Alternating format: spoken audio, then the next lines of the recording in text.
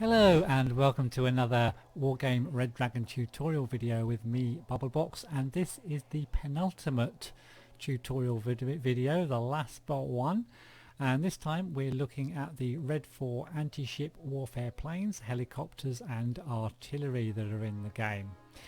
We'll start off with the airplanes. Now I don't see a lot of players in multiplayer using these things too much, and I guess you're thinking there is a reason. Well, there is. Really, they're not as good as the Blufor anti-ship warfare planes, although there are a couple of exceptions. We'll start off with the A5. The A5's main weapon is this C802 anti-ship warfare missile. It has two of them. Range is decent at 4,900 meters, decent accuracy and stabilizer, AP power of 60. Strength is 10. It's got no ECM though, so watch out if it gets fired at. It's going to get taken down quite quickly, and its speed isn't that fast either at 750, and despite its speed being low, its turn radius isn't good either. Now it can also double as an anti-air fighter, although the accuracy and stabilizer on these things isn't brilliant, and it does only have two missiles. So it's only 100 points, but it's a fairly basic anti-ship warfare aircraft. I tend not to use it. They're quite easily taken down. Now the problem with the Redfor anti-ship warfare planes is that a lot of the Blufor ships have very long anti-aircraft ranges of, I think the Chamrisu, the Congo, the Hatsuyuki are all well over 4,000 meter range. And you can see this is 4,900, and it will still have to fire a little bit closer to those units once it's got its rockets off as well. And if they're steaming towards this unit at the same time, this unit will be very, very vulnerable. And I also think some of the other, well, I know that some of the other Blufor warships, such as the Oliver Hazard Perry and maybe a couple of the others like the Lafayette, have ranges not far off 4,000 meters, sort of around 3,500 to 4,000 meters as well, with their anti-aircraft missiles, and that makes using anti-ship warfare planes for the Redfor side a little bit more difficult than for the Blufor side. So that's a fairly basic one. Can be used, but I think needs to be used against certain ship types. You can't just plow it into any old ship you want to. Next we've got the MiG-29K. Now this has got some very nice missiles, 4 of them, but again the range, and it looks like an awesome weapon as well, but the range is letting it down at 4,375. It does have to get quite close to release these missiles, and that is a problem with this particular weapon. It's got some nice Vimpel anti-aircraft missiles, so it can defend itself against air attack. In air-to-air combat with other fighters a little bit as it goes in on its mission. But again, the range isn't really brilliant, and it's very expensive at 190 if you're going to use it the first 1 or 2 times that you send this thing out. Next we've got the Q5B. This is a fairly standard looking plane. It's quite cheap at 80. It costs range 4,550, so not too bad, but again not brilliant. We really need over 5,000 to attack these Blufor ships. Accuracy and stabilizer are good, AP power, basic 10% on the ECM, and a little gun to protect itself with. The ECM on the MiG-29, by the way, was actually 40%, so not too shabby there, but the Q5B not so good at just 10%. Then we've got the JH7 Fabio.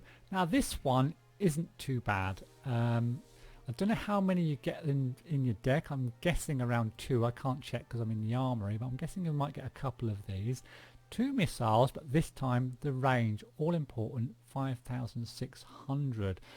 And the accuracy and stabilizer are really good as well, so these things are probably going to hit unless they're deflected by the enemy CIWS, of course. So a very, very nice missile on this one with a very, very nice range, and it can also double up as an air superiority fighter because it's got a range of 6,300 with these 2 PL-11 missiles. Although their accuracy and stabilizer aren't fantastic, it does have 4 of these, so maybe you'll get 1 hit, and it can stay at range as well and can defend itself while going in for an attack on ships. And it's got this nice little gun that it can use against helicopters and aeroplanes and even ground units at a pinch if you're desperate. It's got a nice ECM of 40%, decent speed, turning radius of 400. So this is quite a nice one. It does cost 150, but it's probably one of the better weapons of the Redfor side, the JH7 Fabio. Next we've got the SU-27K. This is a nice one as well. I don't know whether you get one, maybe two of these. This time the range again not too bad at 6,300, and it's got these nice Vimpel anti-air missiles, so you can use it as an air superiority fighter as well. So this is a nice one as well. So yeah, and can be used perhaps if you've got a set of these and a set of the Fabios in your deck. If you wanted to go heavy on the aircraft, then you could send all four in together and do some serious damage to the Blufor ships. This one has a speed of 1,000 at an ECM of 50%, which is really good, and a very tight radius as well, turning radius as well, which I hadn't noticed before, which is actually really good for something of that speed as well. So very nice aircraft. So the two best ones definitely the SU-27K and the JH7 Fabio, and the other three really can only be used in certain situations against certain types of ships. So that really is it for the aircraft. And if we have a look at the helicopters next, where are they? Helicopter anti-ship, here we go. So first of all we've got the KA-27 PLP at 70 points. Again, watch out for the range, 4,550, 2 missiles, decent accuracy and stabilizer, and a nice-ish, an average kind of AP power. Speed's quite good. They can also double up as recon as well, as can all of the choppers for the marine deck choppers as well, because their optics are generally either very good or exceptional, very good in this case. So just a decent kind of chopper. Just check the range when you're going in, and check the range of the enemy. Make sure you're not going to be getting too close, especially if they're steaming towards you. Make sure you use these choppers. Go for side shots or rear shots. Try not to go head on with ships, because they can steam towards you and get within their anti-aircraft range if the player thinks about what they're doing. Next we've got the Mi14 PL. Not the most attractive helicopter in the world, but these missiles look absolutely amazing stuck on the side here, although they're not fantastic. It costs 65 points. The range again letting it down a little bit perhaps at 4,550, and the rest of it's pretty much the same as the KA. In fact, if we just probably compare these two, there's the MI. So yeah, so the range is actually the same, the accuracy is the same, stabilizer is the same, everything's pretty much the same. The difference here is that this Mi14 PL is actually a prototype, so it's cheaper but can only be bought in when you've got a nation or a or a coalition specific deck, I guess. So if you've got a coalition marine deck or a national marine deck, you'll be able to bring this guy in for 65 points, and if you've got a general Redfor deck, then you'd have to bring in this one, which is a little bit more at 70 points. That's because the stats apart from that are exactly the same, but it would make sense that that is what they've done, made it a little bit more expensive if you want to bring it in on a Redfor rather than as on a national or coalition deck. So yeah, glad I noticed that before I did the video. Next we've got the Super Puma. The Super Puma, well, probably the favourite for Redfor fans of helicopters, with a nice, very nice accuracy and stabiliser, the same AP power, but a decent range now this time of 4,900. The others were 4.5 and this one is 4.9, so can get within range of pretty much all of the Blufor ships without getting into too much trouble, as long as you're a little bit careful. It's also very fast, 300 kilometers per hour, so can go backwards and forwards to that fob or those choppers on the coast to refuel quite quickly and get back in on the action again. So quite a nice quick turnaround time with the Super Pumas. My favourite one, 60 points, 2 missiles. In fact, I'm going to compare that actually to the to this one, which is actually 70 points, and it looks pretty much better apart from the AP power and the HE power. So these missiles are a little bit more powerful. I'll definitely go for the Super Puma though, just for the range accuracy in the stabilizer and the speed all better, and it costs 10 points less as well. So I'll definitely go for the Super Puma over the JH7 PL personally. Again, a lot of these things are a personal choice. Then we've got the Z9C. This is probably, I would say, the best looking helicopter. With some nice bright orange missiles. So the best looking, but probably the least effective, mainly because again of the range, 4,200, 2 missiles, AP power's only 40 on this, though, but a nice accuracy and stabilizer. It is very fast, it's got exceptional optics. What's the optics on the Super Puma? Very good. So it's got exceptional optics on this one, so you can see pretty much everything over the water before anything else will see it.